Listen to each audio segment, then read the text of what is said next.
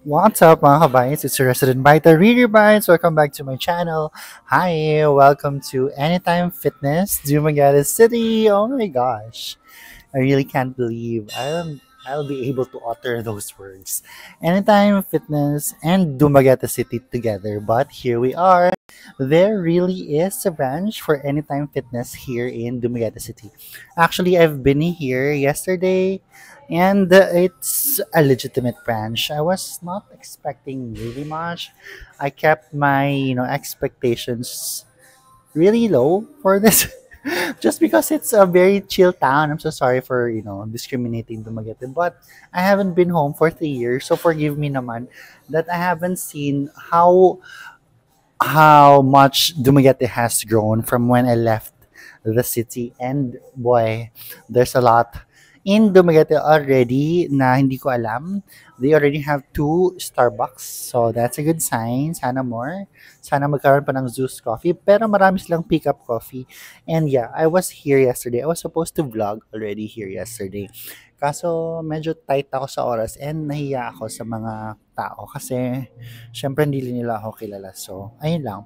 I'm in an area where there's less people, but let's chill muna. I'm about to start my workout and I think this area is pretty warm, but I think it gets colder as the day progresses. Kasi yesterday I saw my classes dito. This is the multi-purpose hall and all of the branches ng Anytime Fitness, laging may multi-purpose hall. So, ang tawag dito, it's really expected na may ganun. Kasi there are classes talaga sa lahat ng mga branches. And, ano pa ba? I'm just here kasi medyo maingay doon yung music, baka makapiright tayo. So, wala ding saysay yung aking pagbablog kung makakat lang din siya. But, hopefully, matutur ko kayo. Mabilisan lang sa last part ng video. So, stay tuned. I'll tour you around but it's a really big branch. It's bigger than some of my branches. My favorite branches like um, Anytime Fitness sa Fame Mall sa Mandaluyong ba yun? I think it's bigger than that. Yes, may mga equipment lang dito na wala, kagaya nung sa flies na hinanap ko kahapon. May isa lang flies equipment na weird compared sa usual, but meron silang Stairmaster. Kaso yung Stairmaster nila, iba yung ano nila ng Stairmaster. Iba yung parang naging, parang screen ng Stairmaster. Wala sila yung parang mga terrain. I think it's the same case with their, ang tawag dito, treadmills din. So, parang digital yung style. But, nonetheless, the rest of it, ang ganda ng shower rooms nila. So, I was planning, I'm gonna vlog doon sa shower mamaya. Kasi ang ganda talaga ng shower room. Lahat bago. This is a new building. Wala pa to when I left Dumaguete. And it's here now. So, I think it's the Lifestyle 8888 area. May Starbucks drive-thru sa baba. So, that's where I bought my coffee. Kasi I always have my coffee prior to working out. Ang ganda ng branch doon din. Ang ganda din ng branch na yon ng Starbucks. Hindi ko lang siya ma-video inside kasi wala lang. I'm not really comfortable. Baka next time, baka bukas, depende sa akin. But ang ganda ng branch na yon, ang laki, malaking branch siya. Malaking branch siya ng Starbucks. So, very, alam mo yung at par na talaga siya sa mga Metro Manila establishments. Etong area na to. Kasi sa baba, may Pepper Lunch, may Banh Mi Kitchen something. Tapos, yung mga, ano dito, mga, ano talaga siya, mga pang Manila, yung area. And then, may activity area sa baba, yung Anytime Fitness. Mamaya ipapakita ko on the last part of my tour. Kasi, medyo nga maingay yung music doon. At saka, as I noticed kahapon, the way, the night progresses, the day progresses, as the day progresses, it will be more crowded, it will be more and more, ano siya, more and more noisy, more and more people. So, ginawa ko yung vlog as early as now kasi para, comfortable na ako mamaya. Kasi pag later, medyo marami ng tao. So, hindi na ako makaka-vlog ng maayos. So, habang konti pa yung tao, let's vlog. Ayun lang. Welcome to Anytime Fitness, Dumaguete City. Tara. At saka ano bang gagawin ko ngayon? Nag-back day ako yesterday. Medyo hindi kaya dito yung setup ko sa back day. So ngayon, mag-shoulders naman ako. Kahapon di ko natapos yung last part ng back ko kasi sinundo na ako ng mom ko. Pero ngayon, I have ample time na to just roam around. And we have been talking for 5 minutes already. And then I'm gonna show you a sneak peek of my setup. So this is me. Um, if you can see me. So, ayan yung mirror. Ang laki talaga ng activity area niya. Very legit siya. Very legit and very warm pa siya. Feeling ko magkakaroon ng aircon dito later kasi nga may mga may classes dito. So, hindi pa nila pinalamig. Pero that area, lumamig siya. Malamig talaga doon. Kaso yung keycard ko, hindi siya nagpa-function. I don't think may keycard function pa dito.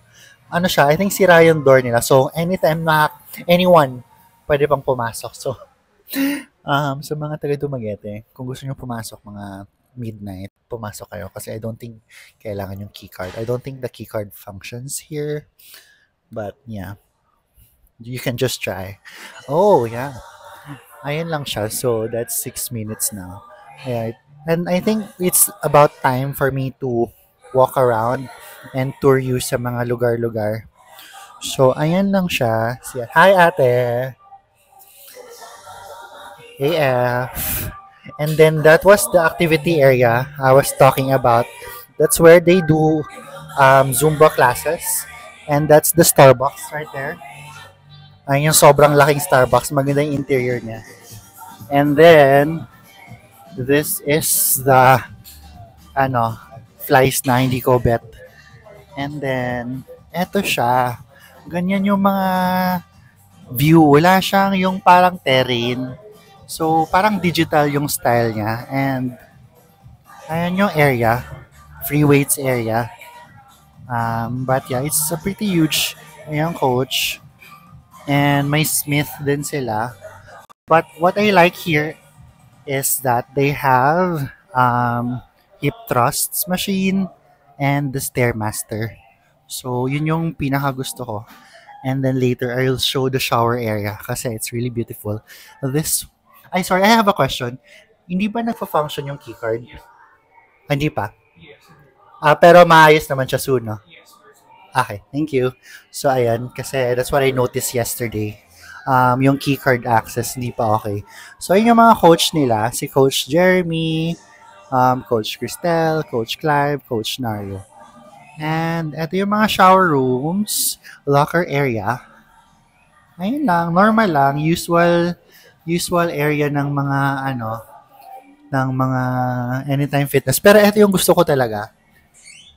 Ito yung nagustuhan ko kasi PWD naman na ako. May ID na ako. So, ayan ang yung shower room.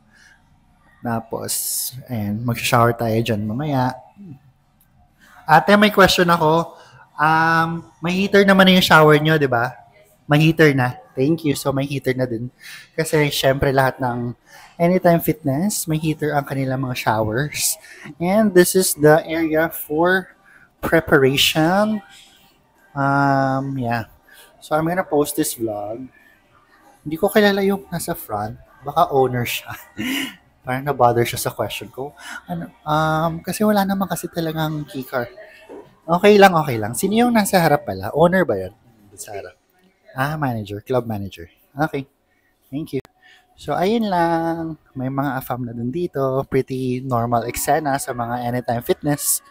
But, may mga area pa sa complex na has not been finished yet. Ayan nga. Under construction pa siya. Makaka-copyright na ako, so I don't think you're gonna hear me. But ayan na siya. So, malaki yung parking. Anyway, mag-thumbnail tayo dito sa Anytime Fitness para makita nyo ang Dumaguete Anytime Fitness. Ayun lang. That's it for today's vlog. If you haven't yet, please do click subscribe, drop your comments. All of my social media po nasa baba lang. I-subscribe nyo po lahat ng aking mga channel, especially this one. Don't skip ads po. Ayun lang. Bye! I missed you, Dumaguete. Bye! Ayun lang. So, I'm gonna start my shoulder day na. Bye, guys. I'm gonna take you to the shower later.